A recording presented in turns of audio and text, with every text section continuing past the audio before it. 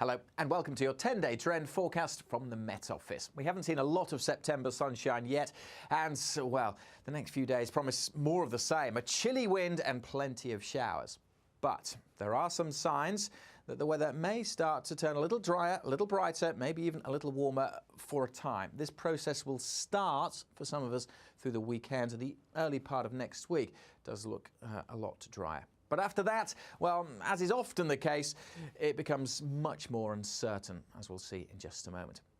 Now, first and foremost, we've had to deal with the first named storm of the season, this intense area of low pressure Aileen, heading its way across Scandinavia. You might think high pressure would follow such a deep low. It tries, but it doesn't really move in across the UK for the next couple of days.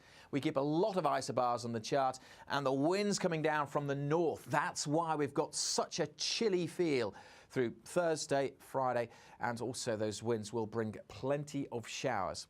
Now that will last into at least the start of the weekend.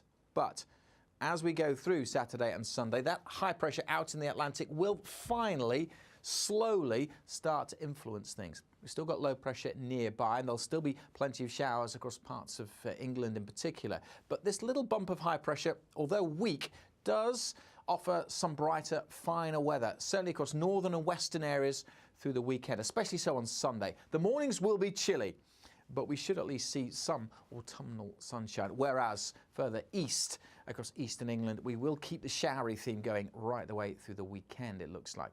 But even here, as we go into the early part of next week, this little ridge of high pressure, it's a fairly feeble affair, but it does move in more across the UK. So Monday and Tuesday, high pressure the dominant feature, albeit fairly weak, and albeit, notice, low pressure isn't too far away. But signs of things turning a little drier as we go into the early part of next week. Now, let's take a look at the big picture, the big trend through the early part of next week and beyond. This is a meteogram giving a flavour of the pressure over the next 10 days or so. Now, it's not the pressure at the surface, it's the pressure higher up, but it does indicate the kind of weather we may see. The yellow line, that's the most likely scenario for the pressure sequence, and the dates are along the bottom. So this one in red, that's Sunday, and then we go into next week. And you can see that we are expecting a rise in the pressure and the weather settling down a little bit as we go through the weekend into the early part of next week.